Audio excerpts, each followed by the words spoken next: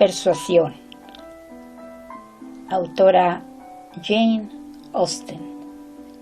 Capítulo 6. Capítulo número 6. Ana no necesitaba visitar Uppercross para saber que, cuando se traslada de un lugar a otro, aunque no sea más que a 3 millas de distancia, la gente suele cambiar de conversaciones, de opiniones y de ideas.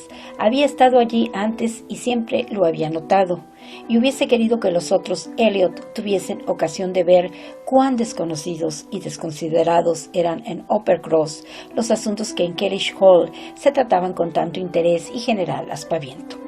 Pese a esta experiencia, creía que iba a tener que pasar por una nueva y necesaria lección en el arte de aprender lo poca cosa que somos fuera de nuestro propio círculo. Ana llegó totalmente embargada por los acontecimientos que habían tenido en vilo durante varias semanas las dos casas de Kellynch y esperó encontrar más curiosidad y simpatía de las que hubo en las observaciones separadas pero similares que le hicieron el señor y la señora Musgrove.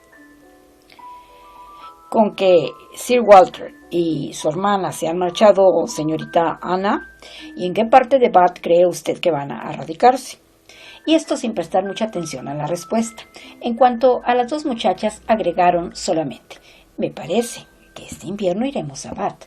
Pero acuérdate, papá, de que si vamos, tendremos que vivir en un buen lugar. No nos vengas con tus plazas de la reina. Y María, ansiosa, comentó: ¡caramba! Pues sí que voy a lucirme mientras todos ustedes se van a divertir a Bath. Ana determinó precaverse de allí en más contra semejantes desilusiones y pensó con intensa gratitud que era un don extraordinario gozar de una amistad tan sincera y afectuosa como la de Lady Russell. Los señores Musgrove tenían sus propios afanes, vivían acaparados por sus caballos, sus perros y sus periódicos, y las mujeres estaban pendientes de todos los demás asuntos del hogar, de sus vecinos, de sus trajes, de sus bailes y de su música. Ana encontraba muy razonable que cada pequeña comunidad social dictase su propio régimen y esperara convertirse en poco tiempo en un miembro digno de la comunidad a que había sido trasplantada. Con la perspectiva de pasar 2 meses por lo menos en Uppercross, se esforzaba por dar a su imaginación, memoria e ideas un giro lo más uppercrossiano posible. Esos 2 meses no la espantaban. María no era tan hostil, ni tan despegada, ni tan inaccesible a la influencia de sus hermanas como Isabel. Y ninguno de los otros moradores de la quinta se mostraba reacio al buen acuerdo. Ana había estado siempre en los mejores términos con su cuñado. Y los niños, que la querían y la respetaban mucho más que a su madre, eran para ella un objeto de interés, de distracción y de sana actividad. Carlos Musgrove era muy fino y simpático. Su juicio y su carácter eran sin duda alguna superiores a los de su mujer, pero no era capaz, ni por su conversación ni por su encanto, de hacer del pasado que le unía a Ana un recuerdo peligroso. Sin embargo, Ana pensaba lo mismo que Lady Russell, que era una lástima que Carlos no hubiese hecho un matrimonio más afortunado y que una mujer más sensata que María habría podido sacar mejor partido de su carácter, dando a sus costumbres y ambiciones mayor utilidad, razón y elegancia. A la sazón, Carlos no se interesaba más que por los deportes y fuera de ellos desperdiciaba el tiempo sin beneficiarse de las enseñanzas de los libros ni de nada. Gozaba de un humor a toda prueba y nunca parecía afectarse demasiado por el tedio frecuente de su esposa, soportando a veces sus desatinos con gran admiración de Ana. Muy a menudo tenían pequeñas disputas, riñas en las que Ana tenía que participar más de lo que hubiese querido, pues ambas partes reclamaban su arbitraje. Pero en general podían pasar por una pareja feliz. Siempre estaban de acuerdo en lo tocante a su necesidad de disponer de más dinero y tenían una fuerte tendencia a esperar un buen regalo del padre de él. Pero tanto en esto como en todo lo demás, Carlos quedaba siempre mejor que María, pues mientras ésta consideraba un terrible agravio que tal regalo no llegase, Carlos defendía a su padre, diciendo que tenía muchas otras cosas en que emplear su dinero y el derecho a gastárselo como le diera la gana. En cuanto a la creencia de sus hijos, las teorías de Carlos eran mucho mejores que las de su mujer y su práctica no era mala. Podría educarlos muy bien si María no se metiese, solía decir a Ana, y ésta lo creía firmemente. Pero luego tenía que escuchar los reproches de María. Carlos malcría a los chicos de tal modo que me es imposible hacerles obedecer.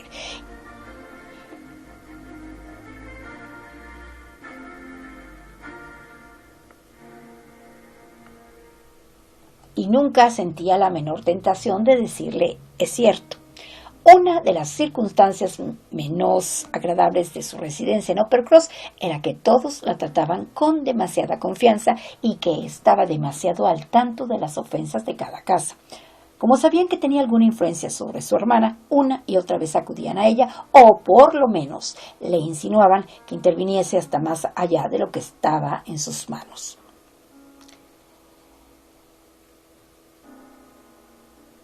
me gustaría que convencieras a María de que no esté siempre imaginándose enferma, le decía a Carlos. Y María, en tono compungido, exclamaba, Carlos, aunque me viese muriéndome, no creería que estoy enferma. Estoy segura, Ana, de que si tú quisieras, podrías convencerlo de que estoy en verdad muy enferma. Mucho peor de lo que parece. Luego María declaraba, me disgusta terriblemente mandar a los chicos a la casa grande, a pesar de que su abuela los reclama constantemente, porque los subleva y los mima demasiado, además de darles una porción de porquerías y dulces, con lo cual no hay día que no vuelvan a casa enfermos o cargantes hasta que se acuestan. Y la señora Musgrove aprovechaba la primera oportunidad de estar a solas con Ana para decirle, ay, señorita Ana, ojalá mi nuera aprendiese un poco de su manera de tratar a los niños. Son tan diferentes con usted esas criaturas, porque no sabe usted cuán malcriados están. Es una lástima que no pueda usted convencer a su hermana de que los eduque mejor. Son los chicos más guapos y sanos que he visto nunca. Pobrecillos míos, la pasión no me ciega, pero la mujer de Carlos no tiene idea cómo debe educarlos. Virgen Santa, a veces se ponen insufribles. Le aseguro, señorita Ana, que me quitan el gusto de verlos en casa tan a menudo como quisiera. Sospecho que la mujer de Carlos está un poco resentida porque no lo invitó a venir con más frecuencia. Pero usted sabe lo molesto que es estar con chiquillos, cuando hay que bregar con ellos a cada momento diciéndoles, no hagas eso, no hagas aquello. Y si una quiere estar un poco tranquila, no tiene otro recurso que darles más pasteles de los que les conviene. Además, María le comunicó lo siguiente. La señora Musgrove cree que sus criadas son tan formales que sería un crimen abrirle los ojos, pero estoy segura, sin exageración, de que tanto su primera doncella como su lavandera, en vez de dedicarse a sus tareas, se pasan todo el santo día correteando por el pueblo.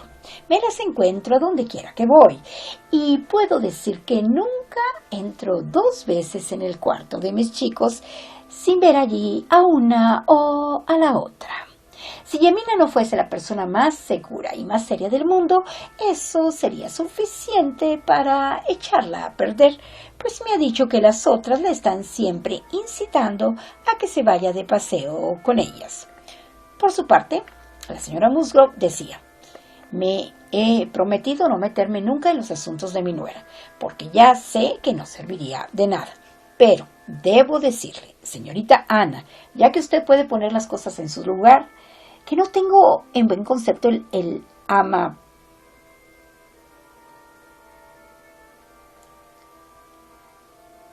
no tengo en buen concepto.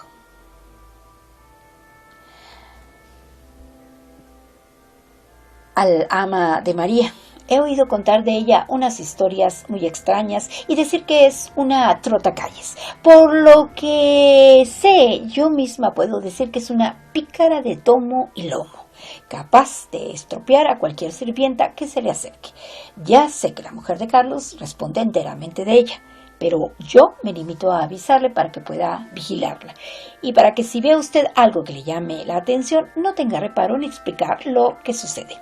Otras veces María se quejaba de que la señora Musgrove se las ingeniaba para no darle a ella la precedencia que se le debía cuando comían en la casa grande con otras familias, y no veía por qué razón se la tenía tan en menos en aquella casa para privarla del lugar que legítimamente le correspondía.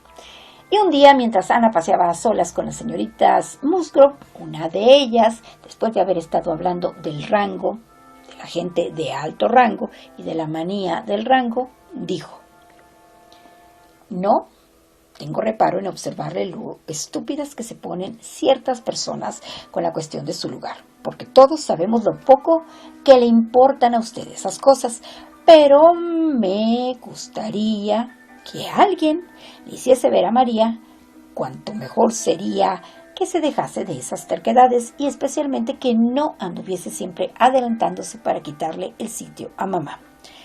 Nadie duda de sus derechos a la precedencia por encima de mamá, pero sería más discreto que no estuviese siempre insistiendo en eso.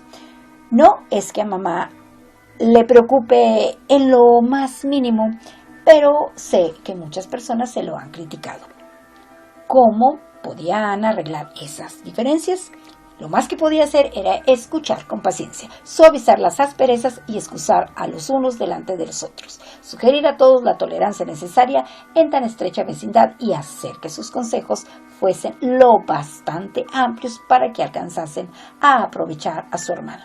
En otros aspectos su visita empezó y continuó sin tropiezos. Su estado de ánimo mejoró con solo haberse alejado 3 millas de Kellynch y con el cambio de lugar y de ocupaciones. Las indisposiciones de María disminuyeron al tener una compañía permanente y las cotidianas relaciones con la otra familia, como no tenían que interrumpir en la quinta ningún afecto, confianza o cuidado superior, eran más bien una ventaja. Dicha comunicación era lo más frecuente posible. Todas las mañanas se veían y era raro que pasaran una tarde separados.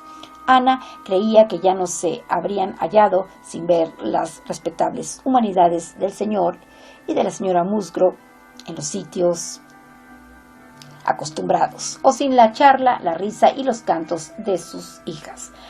Ana tocaba el piano mucho mejor que una u otra de las señoritas Musgrove, pero como no tenía voz ni conocimiento de la arpa, ni padres embelesados sentados delante de ella, nadie reparaba en su habilidad más que por cortesía o porque permitía descansar a los demás ejecutantes, lo que a ella no le pasaba inadvertido. Sabía que cuando tocaba a nadie daba gusto más que a sí misma, pero esto no le era nuevo, exceptuando un corto periodo de su vida. Nunca, desde la edad de 14 años, en que perdió a su madre, había conocido la dicha de ser escuchada o alentada por una justa apreciación de verdadero gusto. En la música se había tenido que acostumbrar a sentirse sola en el mundo, y el ciego entusiasmo del señor y de la señora Musgrove por los talentos de sus hijas, con su total indiferencia hacia los de cualquier otra persona, le daba mucho más placer por la ternura que significaba que mortificación por sí misma. Las tertulias de la casa grande se engrosaban a veces con la concurrencia de otras personas. La vecindad no era muy extensa, pero todo el mundo acudía a casa de los Musgrove y tenían más banquetes, más huéspedes y más visitantes ocasionales o invitados que ninguna otra familia. Eran los más populares. Las muchachas morían por bailar y las tardes finalizaban muchas veces con un pequeño baile improvisado. Había una familia de primos cerca de Uppercross, de posición menos desahogada, que tenía en casa de los Musgrove su centro de diversiones. Llegaban a cualquier hora y tocaban, bailaban o hacían lo que se presentase. Ana, que prefería el oficio de pianista a cualquier otro más activo, tocaba las contradanzas a las horas de las reuniones. Solo por esta amabilidad Los señores Musgrove apreciaban sus dotes musicales y a menudo le dirigían estos cumplidos. Muy bien tocado, señorita Ana. Muy bien tocado, por cierto. Bendito sea Dios. ¿Cómo vuelan esos deditos? Así transcurrieron las 3 primeras semanas. Llegó el día de San Miguel y el corazón de Ana se apresuró otra vez por Kellynch. Su hogar estaba en manos de extraños. Aquellas preciosas habitaciones con todo lo que contenían, aquellas arboledas y aquellas perspectivas empezaban a pertenecer a otros ojos y a otros cuerpos. El 29 de septiembre no pudo pensar en nada más y por la tarde recibió una grata emoción cuando María, al detenerse en el día del mes en que estaban, exclamó: «Querida, ¿no es hoy el día en que los Croft van a instalarse en Kellynch? Me alegra no haberlo pensado antes. ¿Cómo me habría entristecido?». Los Croft tomaron posesión de la casa con un aparato completamente naval y hubo que ir a visitarlos. María deploró verse obligada a aquello. Nadie podía imaginarse el sufrimiento que eso le causaba. Lo diferiría todo lo posible, pero no estuvo tranquila hasta que hubo convencido a Carlos de que la llevase cuanto antes, y cuando volvió estaba en un estado de agradable excitación y de alborotadas fantasías. Ana se congratuló sinceramente de no haber ido con ellos. Sin embargo, deseaba ver a los Croft. Le encantó estar en casa cuando ellos devolvieron la visita. Cuando llegaron, el señor de la casa no estaba, pero las 2 hermanas se encontraban juntas. Sucedió entonces que la señora Croft se apoderó de Ana, mientras el almirante se sentaba junto a María, deleitándola con sus chistosos comentarios acerca de sus chiquillos. Y Ana pudo dedicarse a buscar un parecido que, si no halló en las facciones, reconoció en su voz, en su modo de sentir y de expresarse. La señora Croft no era alta ni gorda, pero tenía una arrogancia, una tiesura y una robustez que daban presencia a su persona. Sus ojos eran oscuros y brillantes, sus dientes hermosos y en conjunto su rostro era agradable, aunque su tez enrojecida y curtida por la intemperie a consecuencia de pasarse en el mar casi tanto tiempo como su marido hacía creer que tenía varios años más de los 38 que contaba. Sus modales eran francos, desenvueltos y decididos, como los de una persona que confía en sí misma y que no duda de lo que tiene que hacer, sin que eso significase ni asomo de rudeza ni ninguna falta de buen carácter. Ana le agradeció sus sentimientos de gran consideración hacia ella. En todo lo que le dijo de Kellynch estuvo muy complacida, y más porque se tranquilizó pasado el primer medio minuto en el mismo instante de la presentación. Al ver que la señora Croft no daba ninguna muestra de estar en antecedentes o de tener sospechas de algo que torciese para nada sus intenciones, estuvo del todo descansada sobre el particular y por lo mismo llena de fuerza y de valor, hasta que en un momento se heló al oír que la señora Croft decía: «De modo que fue usted y no su hermana a quien tuvo el gusto de conocer mi hermano cuando estuvo aquí». Ana estaba segura de que ya había pasado la edad del rubor, pero no la edad de la emoción, a juzgar por lo ocurrido. «Puede que no haya usted oído decir que se casó», agregó la señora Croft. Ana pudo contestar entonces como era debido, y cuando las siguientes palabras de la señora Croft aclararon de cuál señor Wenger estaba hablando, se alegró de no haber dicho nada que no pudiese aplicarse a ambos hermanos. Al momento comprendió cuán razonable era que la señora Croft pensara y hablara de Eduardo y no de Federico, y avergonzada de su error preguntó con el debido interés cómo le iba a su antiguo vecino en su nuevo estado. El resto de la conversación fue ya tranquilísimo, hasta el momento de levantarse en que oyó que el almirante decía a María: «Pronto va a llegar un hermano de la señora Croft. Creo que usted ya lo conoce de nombre». Lo interrumpió en seco el vehemente ataque de los chiquillos, que se prendieron de él como de un antiguo amigo y declararon que no se iba a marchar. Él les propuso llevárselos metidos en sus bolsillos, con lo cual aumentó el alboroto. Y ya no hubo lugar para que el almirante acabase o se acordara de lo que había empezado a decir. Ana pudo, pues, persuadirse, en lo que cabía, de que se trataba aún del hermano en cuestión. No logró, sin embargo, llegar a tal grado de certidumbre que no estuviese ansiosa por saber si los Croft habían dicho algo más sobre el particular en la otra casa en donde habían estado antes. La gente de la casa grande iba a pasar la tarde aquel día a la quinta, y como ya estaba la estación muy avanzada para que semejantes visitas pudiesen hacerse a pie, aguzaban el oído para percibir el ruido del coche, cuando la menor de las chicas Musgrove entró en la habitación. La primera y negra idea que se les ocurrió fue que venía a decir que no irían y que tendrían que pasarse la tarde solas. María estaba a punto de sentirse ofendida.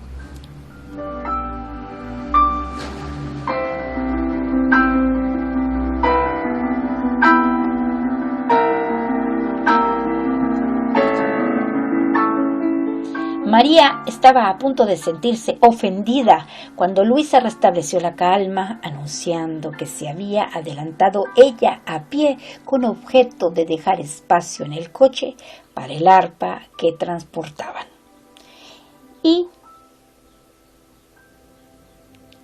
además, agregó, voy a explicarles la causa de todo esto. He venido para advertirles que mamá y papá están esta tarde muy deprimidos. Mamá especialmente. No hace más que pensar en el pobre Ricardo. Y acordamos que sería mejor tocar el arpa, pues parece que la divierte más que el piano. Y voy a decirles por qué está tan desanimada. Cuando vinieron los Croft esta mañana, luego estuvieron aquí, ¿verdad? Dijeron que su hermano, el capitán Wentworth, acaba de volver a Inglaterra, o que ha sido licenciado o algo por el estilo, y que vendrá a verlos de un momento a otro. Lo peor de todo es que a mamá se le ocurrió, cuando los Croft se hubieron ido, que Wentworth o algo muy parecido era el apellido del capitán del pobre Ricardo. Un tiempo, no sé cuándo ni dónde, pero mucho antes de que muriera. Pobre chico. Se puso a revisar sus cartas y sus cosas y confirmó su sospecha. Está absolutamente segura que ese es el hombre de que se trata, y no cesa de pensar en él y en el pobre Ricardo. Tenemos que estar lo más alegre posible para distraerla de esos negros pensamientos. Las verdaderas circunstancias de este patético episodio de una historia de familia eran que los Musgrove tuvieron la mala fortuna de echar al mundo un hijo cargante e inútil y la buena suerte de perderlo antes de que llegase a los 20 años. Que lo mandaron al mar porque en tierra era la más estúpida e ingobernable de las criaturas, que su familia nunca se había preocupado mucho por él, aunque siempre más de lo que merecía, y que rara vez se supo de él, y poco lo extrañaron, cuando 2 años atrás llegó a Uppercross la noticia de que había muerto en el extranjero. Aunque sus hermanas hacían por él todo lo que estaba a su alcance, llamándolo ahora pobre Ricardo, en realidad nunca había sido más que el muy mentecato, desnaturalizado e inaprovechable Ricardito Musgrove, que nunca, ni vivo ni muerto, hizo nada que le hiciese digno de más título que aquel diminutivo en su nombre. Estuvo varios años navegando y en el curso de esos traslados a que todos los marinos mediocres están sujetos, y en especial aquellos a quienes todos los capitanes desean quitarse de encima, fue a dar por 6 meses a la fragata Laconia, el capitán Federico Wentworth. A bordo de la Laconia y a instancias de su capitán escribió las únicas 2 cartas que sus padres recibieron de él durante toda su ausencia. Es decir, las 2 únicas cartas desinteresadas, pues todas las demás no habían sido más que simples pedidos de dinero. En todas ellas habló bien de su capitán, pero sus padres estaban tan poco habituados a fijarse en tales cuestiones y les tenían tan sin cuidado los nombres de hombres o de barcos, que entonces apenas repararon en ello. El hecho de que la señora Musgrove hubiese tenido aquel día la súbita inspiración de acordarse de la relación que guardaba con su hijo el nombre Wentworth parecía uno de esos extraordinarios chispazos de la mente que se dan de tarde en tarde. Acudió a sus cartas y encontró confirmadas sus suposiciones. La nueva lectura de aquellas cartas después de tan largo tiempo desde que su hijo desapareciera para siempre y después que todas sus faltas hubieron sido olvidadas, la afectó sobremanera y la sumió en un gran desconsuelo que no había sentido ni cuando se enteró de su fallecimiento. El señor Musgrove también estaba afectado, aunque no tanto, y cuando llegaron a la quinta se hallaban en evidente disposición de que primero se escuchasen sus lamentaciones y luego de recibir todos los consuelos que su alegre compañía pudiese suministrarles. Fue una nueva prueba para los nervios de Ana tener que oírles hablar hasta por los codos del capitán Wenger, repetir su nombre, rebuscar en sus memorias de los pasados años y por fin afirmar que debía ser, que probablemente sería, que era sin duda el mismo capitán Wenger, aquel guapo joven que recordaban haber visto una o dos veces después de su regreso de Clifton, sin poder precisar si hacía de eso 7 u 8 años. Pensó, sin embargo, que tendría que acostumbrarse. Puesto que el capitán iba a llegar a la comarca, le era preciso dominar su sensibilidad en lo tocante a este punto. Y no solo parecía que lo esperaban y muy pronto, sino que los Musgrove, con su ardiente gratitud por la bondad con que había tratado al pobre Ricardito y con el gran respeto que sentían por su temple, evidenciado en el hecho de haber tenido 6 meses al pobre muchacho Musgrove a su cuidado, quien hablaba de él con grandes, aunque no muy bien ortografiados elogios, diciendo que era un compañero muy bueno, escrito con V o V minúscula, y muy bravo, la segunda B escrita con V, solo demasiado parecido al maestro de la escuela, escrito con Z. Estaban decididos a presentársele y a solicitar su amistad en cuanto supiesen que había llegado. Esta resolución contribuyó a consolarlos aquella tarde. Aquí termina el capítulo 6 del libro que se titula Persuasión, cuya autora es Jane Austen. Son las 4 de la tarde con 11 minutos y hoy es viernes 22 de octubre del 2021.